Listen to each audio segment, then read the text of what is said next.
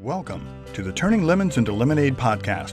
Each week, your host, Amy Mewborn, business strategist and advisor, will bring you the stories of how successful women entrepreneurs turn their tragedies into triumphs to create the businesses that are changing the world today.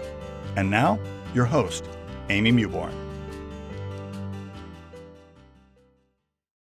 Best-selling celebrity ghostwriter Christine Whitmarsh helps authors, speakers, entrepreneurs, and high-profile personalities develop, write, and promote books that make a difference in the lives of their readers. Christine is the founder and CEO of the Ink Agency, a book development, coaching, ghostwriting, and marketing agency, serving clients worldwide since 2003. Christine is the #1 Amazon bestselling author of Personal Paparazzi, Canyon Road, Nuke the Elephant, and her upcoming memoir, The Power of the Curve. Welcome, Christine. Thank you so much for being here. Tell us a little bit about how you got started in your business. Thank you, Amy. I love being here. How I got started in my business. Well, I was born as a writer. I just came out just writing books. But I've been writing since I was 7 or 8 years old. And, so I've always had kind of the writing gift and the writing passion. Mm-hmm. And after a whole bunch of curves in my life, all kinds of career curves, and the short answer there is I was afraid of being a writer. I wasn't really sure how one would make a living as a writer. I wasn't interested in being a journalist or an English teacher or anything like that. Those are awesome people, but that wasn't for me. And it took me a while to figure out how I was going to make a living as a writer. And ultimately what happened is, just through a random series of events, I ended up writing a book for a celebrity acting coach while I was out in Hollywood, and I'd been doing screenplays and just kind of random creative things, trying to get, discovered and all that. And I wrote that. And then after that, and that was in 2001, the first book I ever ghost wrote.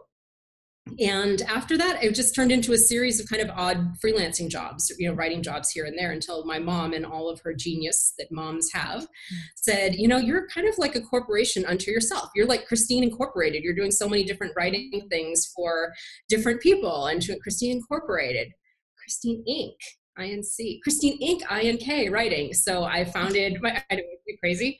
So I just was it was really funny. Like on the spot, that was in 2003, I founded Christine Inc., INK. And because my mom, the daughter of entrepreneurs, it's so funny. I come from a family of, my mom's side is entrepreneurs, my dad's side are sports writers. So writing entrepreneur. Yeah. And so yes, founded Christine Inc., and it was Christine Inc., Writing with Impact, and it was a full service copywriting firm. So I was just really kind of writing everything. And then in 2016, I got to the point where I'd written I'd ghostwritten a dozen books for celebrities, entrepreneurs, business personalities, all sorts of people. And it was just what I was becoming known, what my business was known for. So in 2016, I rebranded as the Ink Agency, INK, and just went all in on books. And then earlier this year in 2018, Christine Inc., I kept it around specifically for this reason. You were one of the inspirations for that, Amy. I remember you helped me realize, what's my personal brand? And you're like, it's Christine Inc. So earlier this year in March of 2018, I branded my personal brand. How many times can I put brand in a sentence? I created my personal brand of Christine Inc. So that is the personal side of me as a speaker, as a thought leader, as an expert in the art of writing books, writing high impact books. And then the Ink Agency is what I call the full service concierge level experience of ghostwriting books for other people, doing book blueprints, development things, coaching, anything where I do things for other people is the company side. So one of the things, and I'm going to go off script for a second because we just opened up this big brand conversation.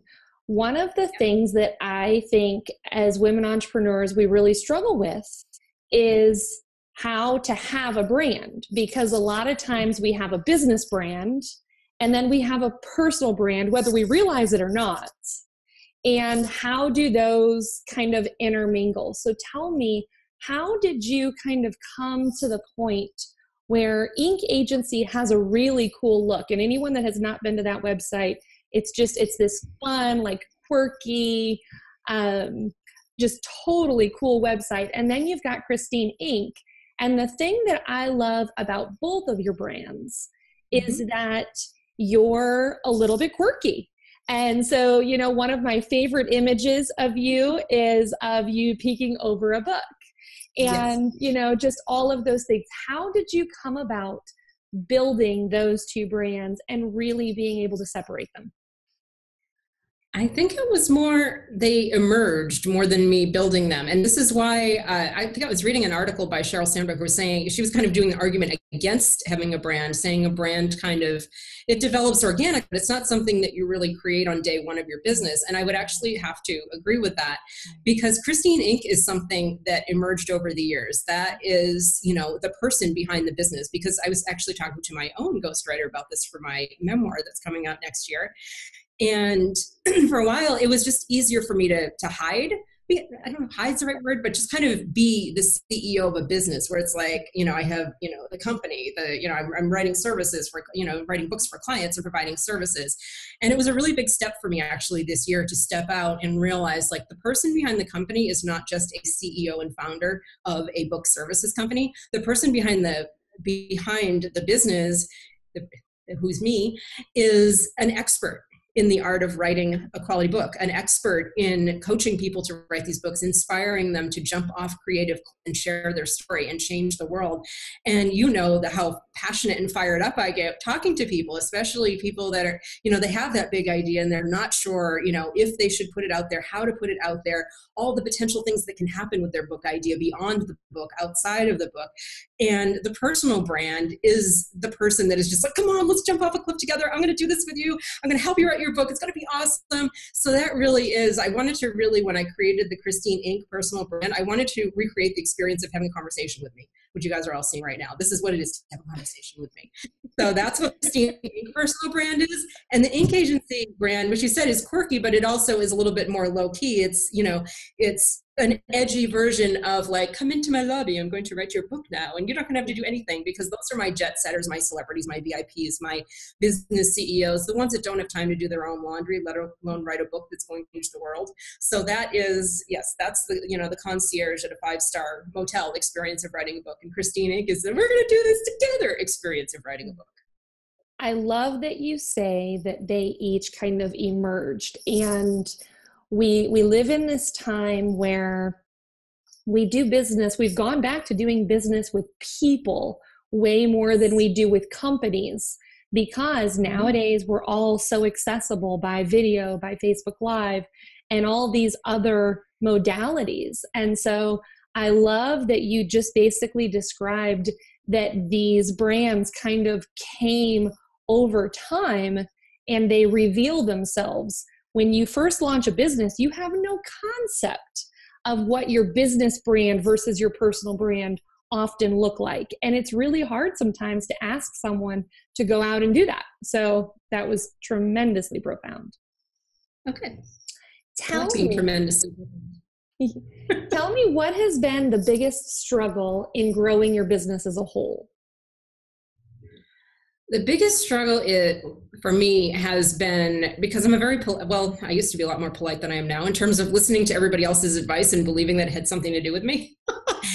Not really. So it's, having to create a filter and being able to discern what advice in business applied to me and in my business, and what was just, it was just kind of out there in the ether, and me just kind of saying, I'll try that and see if that works. And for a while I was listening to anything, anyone, everything and everybody, and trying to apply it to my business. So it's the adage of, throwing stuff to the wall, seeing what sticks. And I ran into a lot of problems that way, just kind of believing. And a lot of this, if we're going to go to the personal psychological level, was me not believing and not having the confidence in my own instincts and my own knowledge, and kind of saying, well, I don't have a formal training in business, so everybody else around me, and not even just discerning like who else is on me, anybody else must know more than I do, because what do I know? And that belief system, that limiting belief, really led me into some sticky situations, as you know, as my friend. And so that's been a huge lesson for me, is number one, saying, you know what, I have to, and just, at this point, to be able to say, I've been ghostwriting books for 17 years. Maybe I know what I'm doing just a little. Yeah. I've been like working in publishing with traditional publishers, you know, the big guys like Simon & Schuster and Penguin, all the way down to indie self-published. I have been working with really big people and, you know, clients and authors and publishing and publicists and marketing. And I've been doing this for 17 years. Maybe I know something. And it just took the longest time for me to realize that I knew something. So that's been the challenge, is learning, you know, advice that applies to me and advice that maybe doesn't apply to me, and be able to apply that and believing that maybe I do know something after all. Yeah. Well, I think that is where it is so important to have a core group of people around you that you can talk things through with, because a lot of times we think, oh, well, I see this person launching this and they did it like this, so this would probably work for me too. And when you kind of take that out into the world, all of a sudden we have this shiny object syndrome, and we're like, I should do this and I should try this. And eventually we're so diluted in terms of the things we want to get done, where we're actually going, our messaging, and all of that. So tell me how you kind of took ownership of that. And you kind of said the imposter syndrome is a thing of the past for me in a lot of ways. You know, I am strong, I am smart, I have done this, and this is how I'm going to show up in the world. For me, it was like process of elimination. And this only really started last year, where I started looking at my business and looking at myself and removing things that didn't need to be there. So this was, you know, if you know, too many people or too much stuff, too many processes, just anything needed to be there, I just started stripping away. And as we were talking about before we went on the air here, that also led to, as you said, me becoming the incredible shrinking woman, because all of a sudden, you know, I got into shape and I improved things with my health too. And I removed bad health habits that didn't need to be there. So it's really interesting how it started with business, kind of saying, what business do I want to have? And what are the things in the business that don't need to be there for me to have this? And then it was just like, oh, look, things are happening in my health that I'm also removing that don't need to be there. So that was just kind of, I don't know which thing instigated the other, or they worked together, but that was a kind of happy little side effect. So it ended up being not just, you know, creating the business I wanted by process of elimination, but by, you know, becoming the person I want to be by process of elimination. Sure. So I describe this podcast and I tell the story of how I came up with the idea for it. And I remember where I was the day that this kind of came about. But I hadn't known at the time that it was going to be a podcast. But you and I were actually talking on the phone, and I was standing outside Starbucks in Encinitas, California, and you were telling me about some things that were going on in your business that really had kind of knocked you down in some ways. And I remember you saying to me, man, I really wish that there were videos or something that I could go watch other successful women entrepreneurs, and they wouldn't just tell me about all their successes, that they would tell me about some of the bad days in their businesses too. So I really credit the concept of this from that conversation, and you really pointing out a need that I think we have, especially in the space of women, because we always want to show up and look perfect, and we want everything to be great, and we don't want people to know when we're struggling. So tell me about the worst day in your business. This was, and I don't remember the exact date, it was somewhere in December of 2014. And this touches on what I was saying earlier, where taking advice from every which direction and not being very discerning about it. And this is how I've come up with an expression, match your guru with your goals. Because this was a point in my business, this, you know, leading up to this day, this was the culmination of me just hearing about scale, grow, leverage, delegate. And, you know, not blaming the sources where it came from, but just me absorbing all that, saying, oh, well, I have to leverage and scale and grow and delegate and have this team and do this thing. And I just grew a much bigger business than the financials could support. It was just, I just got wrapped up in this whole grow, delegate, leverage. And I had like this team of people, and, you know, I wasn't, you know, bringing in the revenue to support this team of people. I had an office, you know, downtown. I had all these things, and I was just like, what am I doing? And it just kind of came crashing down. it was probably a slower process than what I remember, but I just remember there was this day in December, and it was just me realizing it and saying, that's it. And this is the way I kind of operate. That's it. This ends here. I'm not moving into 2015 with just all this stuff that I'm carrying with me. And I have that kind of end of year attitude. I think a lot of us do. We clean house at the end of year. And it was like, I think it was somewhere towards Christmas where I just had to call. I mean, I closed called my landlord, closed my office. He was really cool about it. Just got rid of, vendors and service providers I didn't need. And, the most heartbreaking part for me is I had this team of people that I was calling my ink team. Everything with me is ink. Have you noticed? I had all these contractors, and there were people like HR people saying, "Oh, you don't need to even." They're just contractors. So if you just stop giving them work, then that's it. They'll go away. These are people like I didn't just send them paychecks. I sent them like little greeting cards that I bought at the Museum of Art, with their paychecks in. We had little, phone calls, and it was like this little family thing I'd created, this whole ink team in the office. And I'm like, I'm not just going to stop giving them work. So I called them, one by one. And those were some very difficult phone calls, basically saying, the dream is over, the bus ride has ended, and just say like, this is, and just explaining, it's not you, it's me. I've just created, something that's not sustainable. And, this is not going to work anymore. And the majority of them were, they were disappointed and upset, but it was, they handled it very well and very professionally to their credit. But yeah, that was because I wrote a little story about it where it's like, this is my ink team. I wasn't going to just stop giving them work. I understand like HR wise that's legal and fine and proper and all that, but it's like, no, I did individual phone calls and it was a realization. That was like a big accountability thing for what I had created, where it's like, I have made some, really questionable decisions that have led me to this kind of like overgrown business. And now I'm going to face it, and not just face it, but face it in, I forgot how many phone calls. It was like at least a half a dozen phone calls. So it was like facing the reality of my situation like 6 times in a row. So when you say like facing your situation, do it in like reruns. And then by the time you get to the end of the phone calls, you have faced your situation so much where you're like, I got it. Okay. I just did that 6 times. Yeah. It's crazy. Yeah. Well, you just described, I think, one of the biggest dangers in the entrepreneurial space. And I tell this story a lot about my own business and running 2 fitness studios and having a team of 30 people and all of their families counting on you for paying the bills and everything, and just why we think that we should do more. What's going on over there? It's a lawn, people. Okay, hold on one second. Hold on one second. So I'm gonna pause this for just a second, and then we'll come back and we'll edit this out. Are they right I'm outside? glad you have a plan for that. Yeah. I'm on the 3rd floor, so you imagine how loud they are. Oh goodness. Weed whackers. I'm on the 3rd friggin' floor. Yeah. Okay. So right there. So Josie will keep an eye on him and let us know when he moves away. Building. Okay. Yeah. Cause I can never tell, like, where is he now? Of course it's lawn day. It's okay.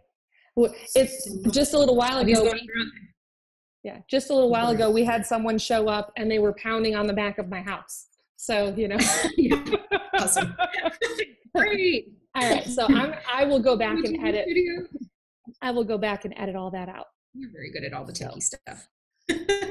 So what I was saying is, so what you just described, I think, is one of the big challenges, especially for women entrepreneurs. And it's one of the big dangers in the coaching space, because we've all been told that we should grow bigger and our business should be bigger, and that we should all be shooting for the $1 million a year in revenue and everything. And when I was actually on that path, that was when I was the most stressed out in my entire life. And my gross revenue was phenomenal. But what actually came home to my family was way less than phenomenal because of all of the stuff that was going on in the growing and accelerating the business. And I believe that, yes, we do want to grow. Yes, we do want to accelerate. Yes, we do want to scale to a point that it fits our life. So for me, that meant that I took most of my team virtual. A big portion of my team is overseas. I have a couple of very high skilled people here domestically that help with certain things. But for me, anytime I find that I'm working more than 4 days a week, then I realize that I'm stepping off course. And I don't mind those days working from 9 in the morning until 7 or 8 at night on those 4 days, but I better be able to protect my 3. And, it's really interesting because one of the things that I observe about you as your friend now is that you have kind of created this business and this life that really do support who you are. And when I see a lot of your social media posts, you're out and you're doing aerial yoga and trapeze and all these like really cool things that women would love to do. And they would love to have the time. They would love to have the energy. And so you kind of, at that end of December 2014, you made a complete about face in your business and your life and started kind of repositioning things in such a way that your business actually supported the life that you dreamed of, not necessarily just a business that was going to be a big business because it stoked our egos to have a big business. Yeah. And that's so true because, one of the big realizations, and when I really started this was last year. So, there's all these like stepping stones, we call, the curve in my life. But what was I going to say here? Oh, the really interesting thing is when I realized with, that day in 2014 and with the growing and the sling and all this, and it took me, I think even a couple years, it took me until like last summer to say, hold on. I never even actually asked myself if I wanted a company and to be a CEO and to have a team and have payroll. And then I was like, when did having a company become my goal? I had to start tracing that back and be like, I don't think it ever was. I think somehow I got in my head that I should have a company. Maybe I heard it somewhere or whatever. And I was looking towards this goal that wasn't mine of being the CEO and founder of a company and a team and a thing and a stuff.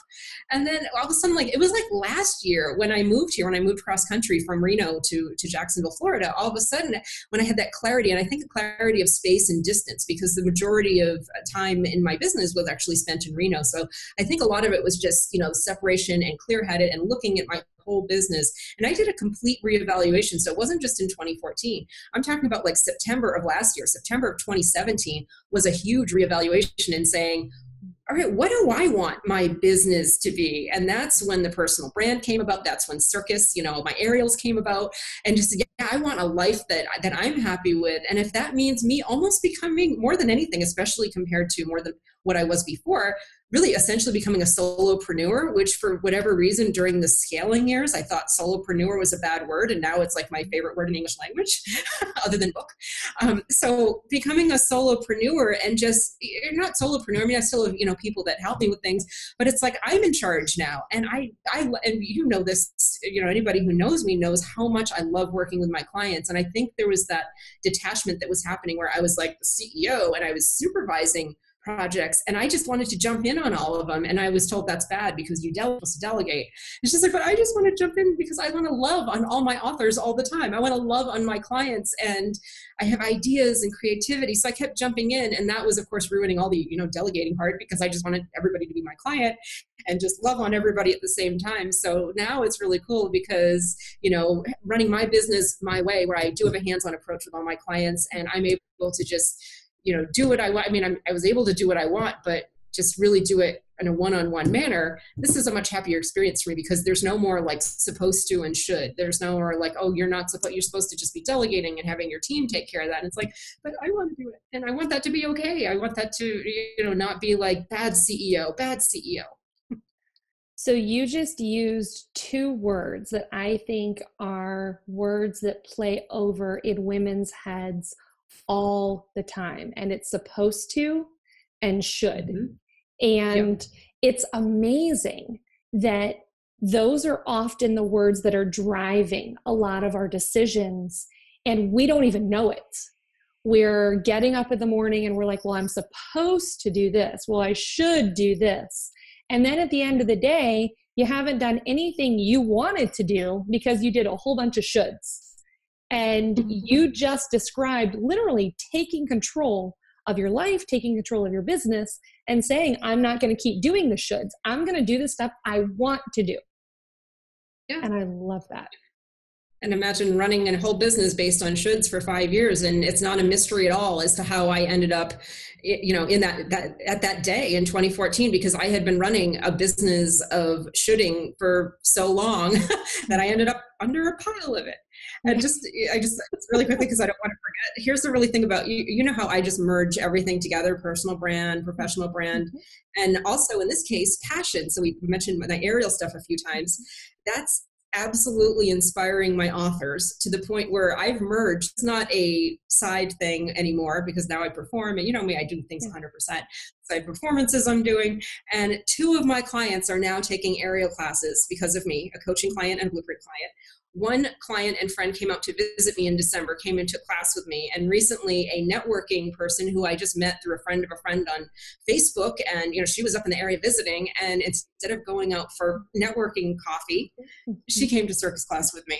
So I've merged this passion, which I think is a very creative way of expressing myself. I'm expressing myself creatively through my body, which very honestly, during the stressed out years, I forgot that I had a body attached to my brain, and it was just the thing I was dragging around with me. So this is another huge element of my life. And it's funny how, the circus thing has just merged right into the personal brand. I mean, the book I released earlier this summer, circus themed, Nuke the Elephant, I came up with that a year before I even heard of circus. And I just accidentally released a circus themed book while I'm at, like the same month that I'm doing my first showcase. So once again, Amy, everything in my life just kind of blends together, and we're not really sure how, but it's all one thing.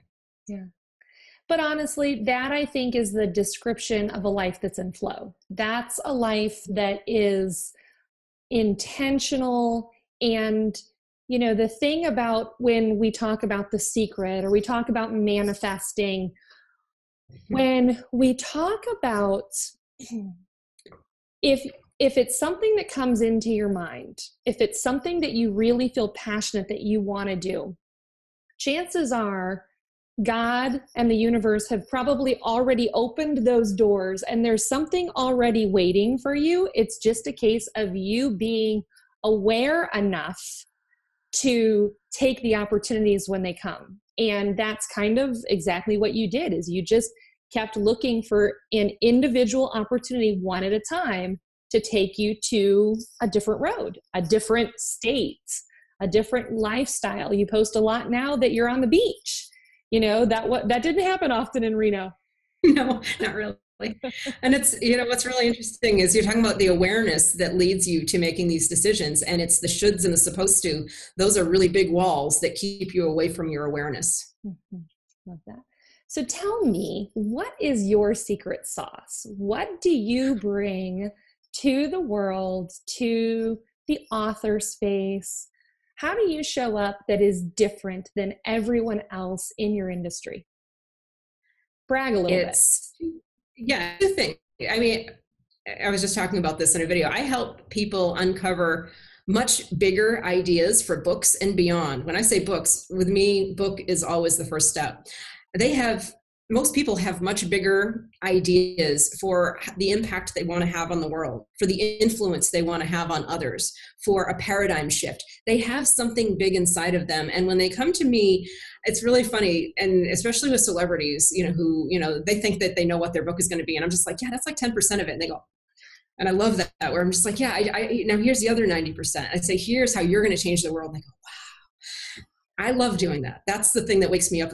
That's the thing that lights me up, is to talk to someone and like pull out their big idea and say, yes, here's the whole thing. And then after the book, then you're going to do this, then you're going to do that. And here's how it can become this, here's going to become that. And I lay out this whole future plan. And that's the second part, which is following through with them. With an authors with me, believe me, they're not contractually obligated to be friends with me for the rest of their lives, but then they just kind of do, because we do the book. And then I mean, it's just kind of like, I'm your excitement partner. I'm your muse person. So yes, you can, tell me to go away when we're done your book, but you might not want to, because I already have like 10 more ideas of how you're going to use your book to make money and become even more famous and create a bigger personal brand platform and all this. And they just become long-term relations. There's very few authors I can't even think of in my little author family that have been just one book, one and done, and they went on their way. And most of the people I work with, 2 books, 3 books. I mean, I have a client, she and I have been working together since 2005. So I love those kind of relationships, because the better I get to know people and the better I get to really find what's inside their soul and all the ideas they have to change the world, that it's just, I do better for them, because I can get to know them and I get to really truly be, like, in the mythological sense, their muse. And year after year after year, I can, finish sentences for them and, really be their right-hand creative person. So that's my favorite thing is, and I have a few of those authors now. I have an author now where she's amazing. She freaking inspires me every minute of every day. And it's already kind of turning into that relationship where we start kind of, finishing each other's sentences and things like that. So you can tell I'm like super excited about that now, because it's a kind of a new relationship, but I can tell it's one of those.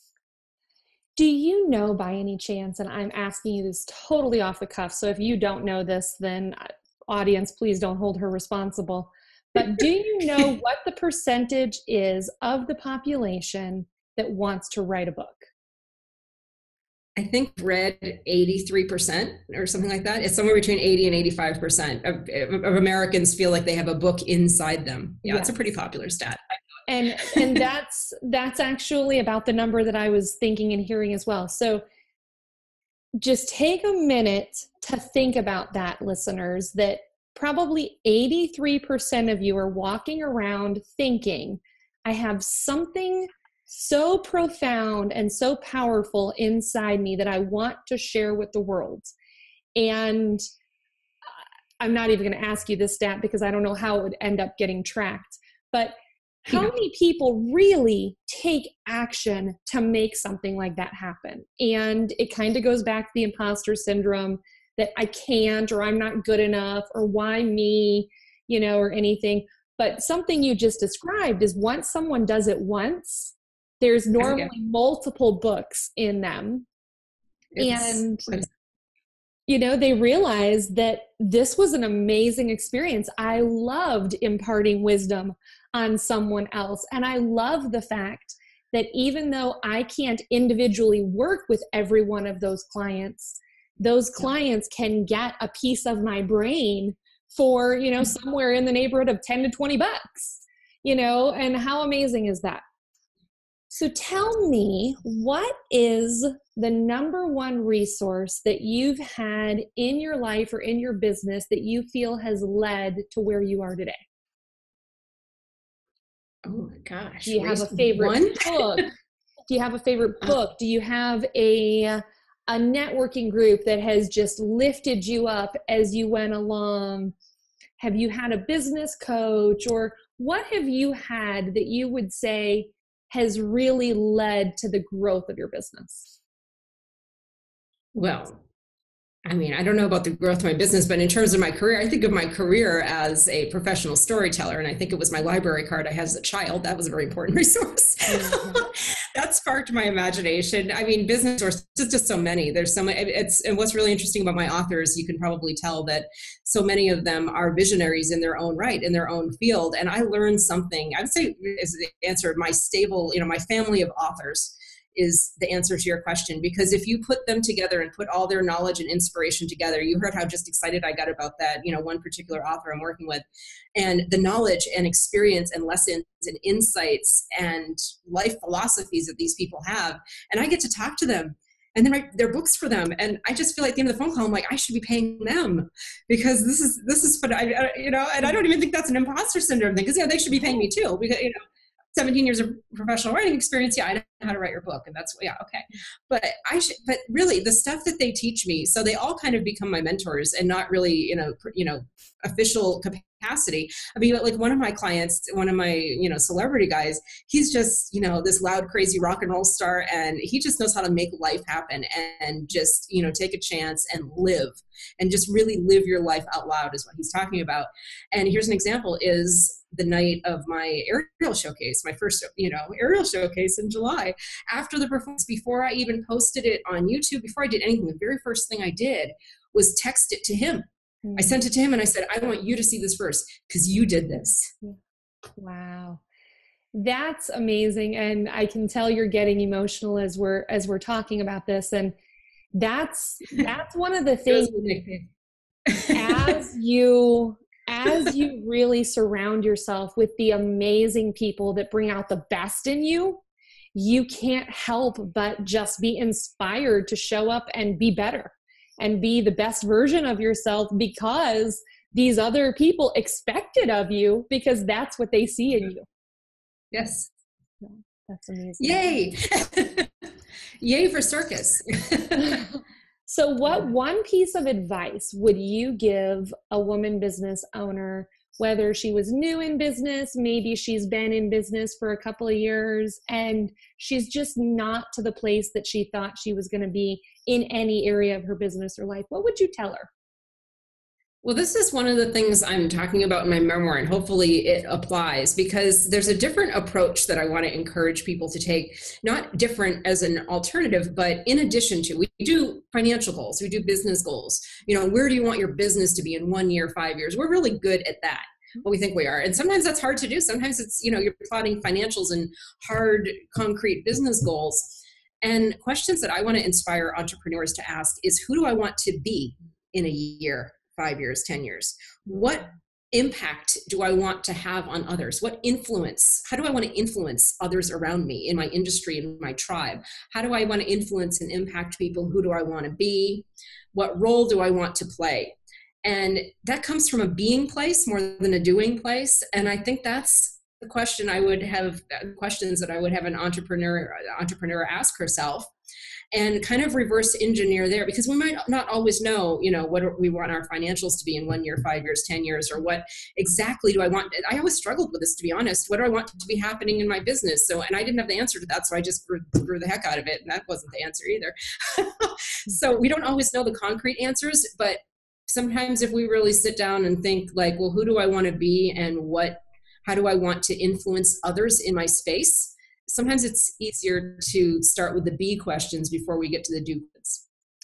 I love that. Stephen Covey has a quote from The 7 Habits, and it's something to the effect of, don't get so busy climbing the ladder that you get to the top and realize it's against the wrong wall. I love that. And I just love that, because so often we get going down a path and we just think this is the path we're on. This is the way we have to keep going. And we never, ever take the time to step back and identify, is that the actual destination I want to go to or not? Yep. And a lot of times you don't actually evaluate that until you've gotten to the destination and you're like, oh my gosh, I've created a monster and this was not what I had intended ever when I started this.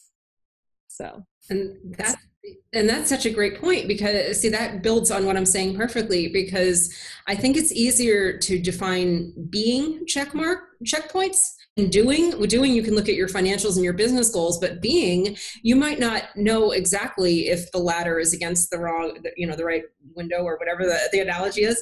But if you know who you want to be and what kind of way that you want to influence others in your space, you can wake up in the morning and check yourself. You can check yourself in any moment, when you're making a decision, when you're taking an action, when you're doing something and saying, is this the person I want to be? This is the person I want to be in 5 years. Is what I'm doing now, is that in alignment with the person I want to be? It's like, is this going to influence people in the way that I see myself influencing people? So that actually might be an easier ladder checkpoint, the being than the doing. Love it. So tell me, where can our listeners find you? And we're going to include everything in show notes too, but I want to make sure that at least your website or whatever, that we get it out verbally for the people that are listening on the treadmill or as they're driving along. So where can they find you? Well, it's Christine-Ink.com. I had a little sign, but it might come up backwards anyway. Yes, CHRISTINE-INK.com. And that is the hub of everything. That is the personal brand. That is what I was saying earlier. That is the closest I think anybody, a website can come to replicating the experience of having a conversation with me. That's what that website is. And there's a free guide there that's available for everyone. Kind of what we're talking about here, how to uncover your big world-changing book idea and do something about it. So what I was telling you that I do, I love doing with my authors, this guide walks you through my process of finding. Remember I said, that's 10% of your idea. Here's the other 90%. Here's how, inside of you is really going to blow people's minds. In this guide, it's going to walk you through my step-by-step process for finding the other 90% of your idea and really making some change. Awesome. Well, we will link directly to that there in the show notes. So for anyone that's listening that wants access to that, please go to the show notes and we'll have that for you. Christine, thank you so much. Thank you for being my friend. Thank you for being the inspiration, for sharing these stories, and thank you for sharing your story so honestly and fairly. Thanks. Thank you, Amy. Today we talked about journaling and goal setting to grow your business.